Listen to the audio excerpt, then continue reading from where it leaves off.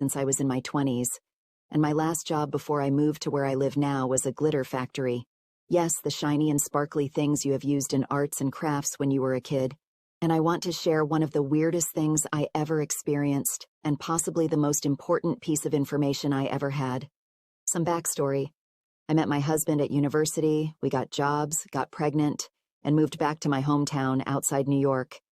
I started my career in 1991 at Hess, a failing store chain, and just a few years later I left my job as a logistics assistant to become a logistics manager at a mail order company. And a few years after that, I started working for one of the bigger, well-known brands in the business. In the crash of 2008, logistics took a hard fall, and we got laid off. And after a few months, I got a job at a glitter factory. They did not seem bothered with the economic situation at all, and with time, I managed both customer relations and the logistics for their orders. It's an uncommon role, but the customer relations part of my job made it the best work experience I ever had. In 2018, me and my husband got divorced, and in 2019, I left the glitter company and moved out of state, a new beginning after the divorce, and to be close to my daughter who went off to college. And last week, I got a letter. 5 years after I left the company, I got a handwritten letter from a former colleague I barely remembered. We weren't close, but maybe he had somewhat of a crush on me, I think. He was a very nice man, working in production. We did not meet often, but when we did, we always had a good eye for each other. He must be in his late 60s now, and from what I understand from the letter, he is probably not with us anymore. Something is very wrong, and I will share his letter to me as it is. For you to understand the letter he sent me, there are a few things to know about glitter. First, all glitter in the world is made in one place, a small grouping on the east coast of the U.S., not China or India, all in the same area on U.S. soil. I think that might be important. Second, the security around everything relating to the production of glitter is crazy. I didn't really reflect on it at first. Everyone in manufacturing wants to protect their methods. But it was over the top, to say the least.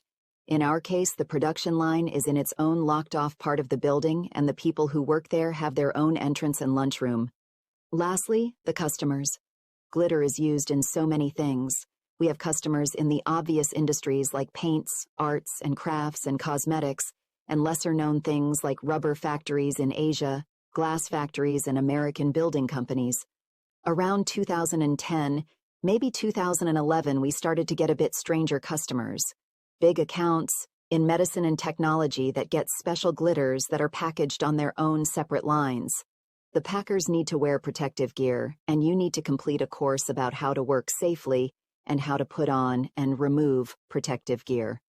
This was something unexpected for us, and the volumes quickly became about the same as all of the more common customer types combined. From the outside, I think that medicine and technology are unexpected customers for a glitter factory. Well, it is. But then and there, it was good news, and the company could grow. And then there is that last customer. It started at the same time, I think, in the beginning of 2012. We built a whole new wing on the building for this customer, and the packaging was fully automated, something fairly new and very expensive back then. They quickly became our biggest client, that more than doubled our revenue and bought more glitter than all other accounts combined. There was trouble in that wing. The staff turnover was exceptionally high, and the people that was hired was poorly qualified. Not at all like the rest of the company. Most of my colleagues back then have been working there their whole life. The pay was great, good benefits, and a really good caring company culture overall. The thing is, since the packaging was automated in the new wing, the number of employees was low, 3 shifts with 3 or 4 people at most. The staff count in our part of the building was high. We could easily have sent a few of our guys and girls to help with the packing when they were low on staff. We offered multiple times but got nothing more than friendly replies that it was not needed. And one day, a rumor started. One of the younger girls working the non-protective packing lines had a story about her older brother's friend who got hooked on some drug that he claimed we were manufacturing, and he had gotten arrested by the police trying to break into the house of one of his former colleagues. If the story was true, he did work in the wing, got fired, and then tried to break into the house of one of his former colleagues to steal more of the drug they were all smuggling out from the building. Complete nonsense, but In a few days, the girl who told the story was gone. No replacement came, and when asked, we got the answer that she chose to quit. And this was a great girl who did nothing wrong, was always on time, and was a good worker. I don't know if anyone contacted her outside of work, but it was a strange event. One morning in, I think it was 2015, I was called to a meeting with my manager who wanted to talk about me managing the wing as an interim for a few months.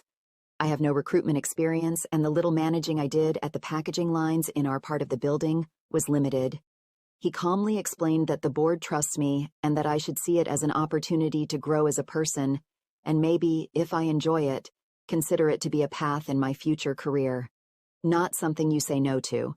So I said yes, and informed all my accounts that my colleague will be their go-to for the next few months, and the next week I got new passes and a short introduction by my manager. It was weird. A very small room. The building is massive. It was 2 small rooms built inside the loading area. No windows, low ceiling, and not much room to move. My first thought was that this is the problem. No one wants to work like this. White walls, white floor, white ceiling with big rectangular recessed lights. In the middle of the room was a stainless packing machine the size of a minivan. No tables, no chairs, no screens, no light switch, and the only things that could be operated was emergency stop buttons, a lever to fasten the bulk containers that was filled up by the machine, a door sensor to the next room, and a ceiling-mounted vacuum. At the end of the east wall, there was a roll-up door, also white, into another same-sized room, also all white, that had another roll-up door out to the loading area and the loading docks. I asked about the small space, and he answered that it was according to the customer's specifications. The first shift was the night shift that day, and it went smooth, and I could not see anything that would be grounds for a troubled work environment. 3 young men, all in white protective gear, friendly, funny, and efficient. We did almost 100 IBC tanks, that's close to 100,000 liters of product in 8 hours, and, yeah, everything went smooth. The machine dispenses product in IBC tanks, and the personnel rolls it out in the other room. Comes back with an empty tank and parks it in place, closes the lever, and the filling process continues. This back and forth must be done since the packing room is so small. A strange and ineffective setup. Another thing was the cleaning. Each group cleans the rooms thoroughly after every shift, vacuuming the floors, mopping all floors and walls with dispensable pads, emptying the vacuum filter to the special thick yellow plastic bags we use for all disposables, and throwing them in a separate container standing inside the building. We don't keep any other containers inside. It's a strange thing to do. I'm not a night shift worker, so I got back the next day to greet the afternoon team, and it was all the same, 2 young men and a woman. Same bit. More than 90 tanks and no issues. On Wednesday, I met the morning crew, older group, in their late 30s, but same feeling and same result. No problems. I could not have expected what was coming. The product was strange. Normal glitter, all glitter, looks pretty much the same. Different colors and sizes, but they all glitter. That's the whole point. This glitter did the complete opposite. It was as if it was eating up the light. It was weird to look at. I have seen pictures of the world's blackest paint on Instagram. It was like that, but it wasn't black. I would like to say it was dim white or semi-transparent, but it was hard to tell. Hard to focus on an unreal material. It got even stranger when I was talking about the product with the morning team a few days in. They showed me that the product, when wet, becomes completely invisible. You know those clear glass balls on YouTube that just disappears when they fill up the jug with water? Exactly like that. Okay, so glitter that eats light and becomes invisible when wet. That's 70% of our total product output every year. Then it happened. Okay, folks, that was part 1. We cut it short since you have short attention spans, according to the statistics on YouTube. Tonight, we are going to get the final part of the very scary and intriguing glitter story. First, a short disclaimer. The letter we received contained a written part, the lady, and a series of photographs of the handwritten letter she received from the man. We have transcribed the photographs, and in this episode, we alter between the lady and the handwritten letter for dramatic effect. We all know why you are here, so I will stop talking now. The final part of the glitter story, let's go.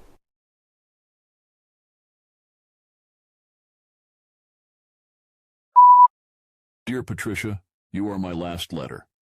I have now written about what I know to several people in Congress, the Department of Justice, the Inspector General, and our own Governor Phil Murphy. My doctor and some rather unpleasant test results informed me that my time in this realm was up, and the hospital bed I have occupied for the last few days seems to agree. I'm closing my books, and you are now a part of this man's sentimental ritual after a life of secrecy. I write this letter to you because you made my days brighter and filled my nights with pleasant imaginations. Oh, Patricia, you made me so worried. When I found out that you were working in the special unit, my heart sunk to my stomach. I could not contact you at work, and during that period we all had our phones and correspondence monitored. I tried to bump into you to give you a warning, but the closest I got was your smile and a wave when we met in our cars at the gate. I heard about the incident and was terrified that you found out what you were enabling in your new role. I know that you would have protested, and with that, I know what they would do to you. When I, a few weeks later, heard you had gotten your old job back, I couldn't believe it. I asked Richard to check up on you. We were friendly, and he had access to your sections in the building. I needed him to confirm that you really were back. I don't know if you remember or even noticed at the time, but I sure made an effort to get your attention. I'm glad you made it out. We were never a glitter company. We are an advanced materials and precision company. Our history goes back to the Manhattan Project in 1945. We solved the atomic bomb, and our accomplishments since then have not been less impactful. We are a manufacturer of impossible materials for the private military industry. We did nanomaterials long before '81, when the rest of the world just knew them in theory, and we produced the first electromagnetic metamaterials in '91, 14 years before the rest of the scientific community discovered how. And I want you to know that all of that is kosher. It's, let's say, in the realm of what is to be expected and accepted. The special project you were a part of was not. It was Monday morning, my second week, and I got in by 8. 2 hours after the morning team started, I got in my gear and stepped into the room with a, "Good morning, guys." And I could immediately tell that something was off. The whole first week was amazing. I have never met such great people. Kind, funny, focused, and straight-up loving. Like they all meditated for hours before work. They welcomed me with warmth, and I felt like I had more energy after a full day's work. It was great. But now, it was like walking into a funeral. I wondered what happened, and barely got a reply. I went up to one of them, and he just said, "I don't feel so good today," and looked away like he was ashamed.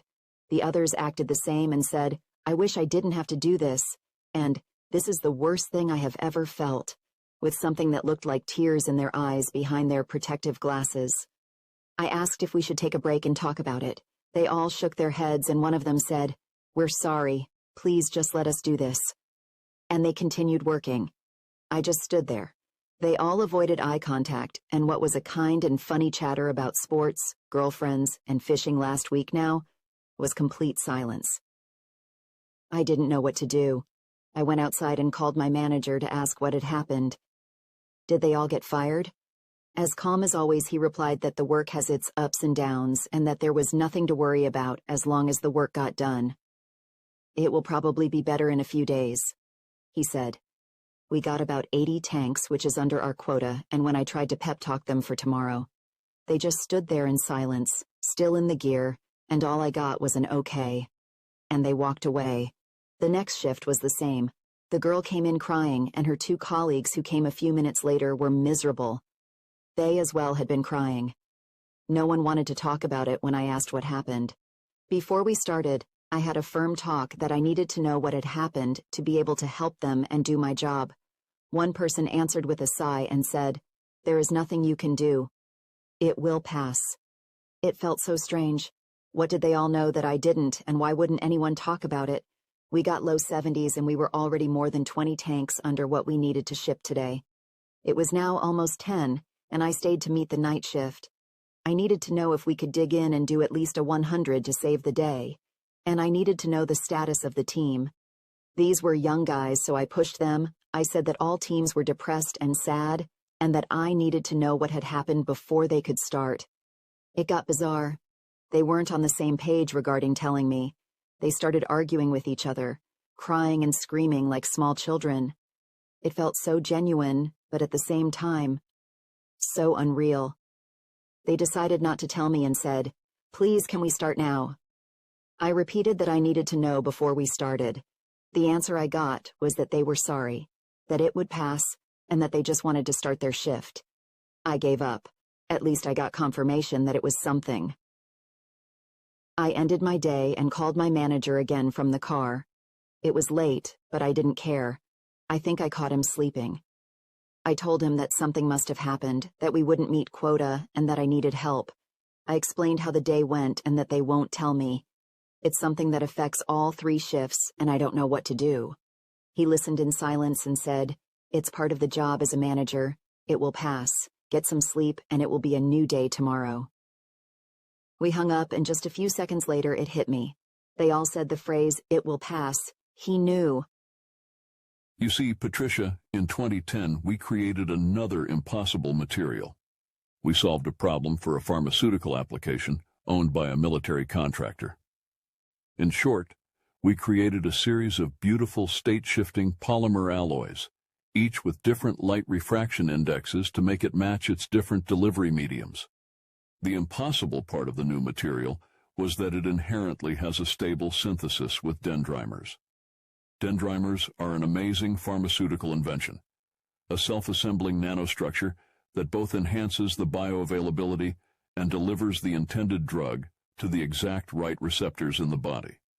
Like small worker ants, carrying the needed molecules to the location in distress. They are fully hydrophilic, meaning they can make any drug solvable in water, and they keep both their structure and properties while being submerged in water at the same time. You could explain it as that our alloy is sticky for the dendrimers, and our world-class precision cutting skills let us create dry sheets, granules, glitter, or fine glitter of ready-to-deploy smart nano drug delivery systems. World-changing, of course, but just another Wednesday in our building. It's what we do. We don't know exactly when the trouble started. The client synthesizes the dendrimers and can change their properties and payload molecules at their discretion. We just do the final assembly. Dendrimers to our alloy, and the alloy precision cut to anything from large sheets to fine glitter smaller than 1/10 of a millimeter. In other words, we don't know what properties and molecules each production batch has. It could be a cure for cancer. It could be the world's most effective Advil, or something way more nefarious. And soon we understood that it was the last alternative. It was nefarious. I kept my head down. The teams were miserable, and it was starting to get to me. I tried to figure it out, but I got nowhere. We missed our quotas on Tuesday, Wednesday, and Thursday. Now it was Friday, and when I arrived, I heard chatter. They were talking again. I got geared up and said good morning, and they replied. There was hope. I couldn't help myself, so I said, "Has it passed now?" And they said, "It will pass now," and I swear I saw smiles and hopeful eyes behind the goggles. They skipped their lunch break, which was unusual, and by noon, there was a stir. It started as a frantic discussion, and quickly became loud screaming from the room. I rushed to get my gear on, and when I got in, they were panicked and crying. What happened? Is anybody hurt? There were 2 things I could filter out from the screaming and crying. They didn't change it. And, oh shit, we are going to die. I wasn't able to make contact with any of them. I even took them by their arms and shook them to get their attention. Nothing. It was like they had mentally collapsed into themselves and could not cope with whatever it was that happened. I called my manager again. His reply was out of character. Instead of a calm voice telling me not to worry, he said, "Oh, that's not good. I'll be right there." 3 minutes later, he arrived at the door next to the flush docks, and as soon as he got in, he opened a locked metal box on the wall and entered a code. A short beep was heard, and locking sounds were heard thumping throughout the echoing building. Tall, slim, perfect suit. He stood still with his arms swinging down his sides, like he was trying to gain momentum. He spoke. He said that he is very grateful for what I have done for the company over the last 3 weeks, and that it was not fair of him to put me in this situation. The situation wasn't supposed to happen anymore, but now it had, and this was not included in my responsibilities as an interim manager. He said that I now should go home, and that we would meet again in his office on Monday morning to arrange it so that I could go back to my regular job, that my customers surely miss me, and that I, for the company's sake, did not divulge this incident to anyone outside management. He ushered me to the changing rooms, asked me to get ready to leave, and that he would be standing outside. It was like a dream. I felt completely disoriented. I got out of my gear, and when I walked back out, there he was, standing in the exact spot I left him in. "Great," he said with a stiff smile. "Now get home to the family and we'll meet first thing Monday morning." He led me to the exit, opened the door with his card and said, "We're sorry, you did great." He closed the heavy metal door and I could hear the extra lock thump hard behind me. The client specified what security and protection controls that were needed for production. They designed and paid for the packaging facilities. That's the room within a room you were working in. So out of curiosity and to protect ourselves, we created a security protocol to screen each batch of dendrimers that was sent to us. We didn't understand it at first, well, maybe because we were expecting some dangerous payloads, and what we found was a weak combination of 5-HTP, POMC, and L-DOPA. It was a smart, happy drug.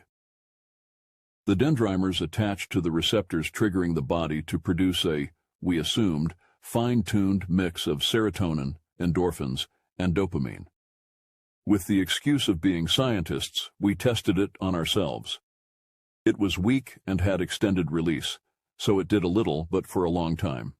It was nice. We continued to screen all new batches, and soon a pattern emerged, a very nefarious pattern, something that has been tormenting me for the last years, and I haven't felt peace as I do now. My letters are sent out, and now everyone will know. I spent the weekend trying to understand what I had lived through for the last weeks. Then Monday came, and we sat in my manager's office. He said that he had talked to the board and that he needed me to read and sign some documents. It was an NDA saying I wasn't allowed to talk about anything from the last 3 weeks, and that I would receive full payment for the full 6 months on top of my ordinary salary. I got to go back to the job I loved and would get a lot of money. I was already very well paid, and the manager position was almost twice my ordinary salary. I signed, and he smiled. He said, "Thank you, and for your information, the ordinary manager of the wing got back early, and that's why you are back here." I went back to my desk, got hugs from my colleagues who were happy I was back, and continued on with my life. It's been with me, of course, but life happens, and within a year I rarely thought about it anymore. Until last week, when I got the letter. What we have done, and for what I know still do, is a crime against humanity. The payloads in all the batches have a common theme. They all disrupt the normal hormone levels in the body and can program anyone to feel anything. It dictates how people feel and ultimately how they act. The incident you somehow got out of occurred when we got new batches. The new batch was a SAD batch with payloads to completely block serotonin and estrogen production. There were more and more complex structures in the later batches, but we can't identify the payloads. We had and still have an ongoing problem with the use of the product among the teams. We told the contractor that we need to enclose the packing process and fully automate it, but they won't do it. I think they are using our personnel as test subjects. When a new batch comes in, it can change the product from a happy drug to a dark and destructive self-inflicting drug. And when the teams are using the product, the batch they are handling is in complete control of their state. A few days with a powerful, happy-focused batch turns to a sad batch, then to a happy batch again, and suddenly an angry batch. People don't last long in those teams. It must be hell on earth. The drugs, the design, and the intended use are all on the contractor. But we made mass distribution possible. Want happy people? Spray the skies or fill the drinking water with happy hormones. Want to create a riot? Use payloads to spike adrenaline and cortisol in the air, or get it in the products the intended people consume. Want to create the world's greatest live artist? Make sure that everyone in the arena gets a rush of endorphins at the crescendo of the show and leaves with a warm and happy feeling that lasts for days. Anyone, anywhere, at any time can be controlled down to their being. Their feelings and actions are in the hands of a powerful and well-known private military contractor who creates wars and with our product probably can make them last as long as they want.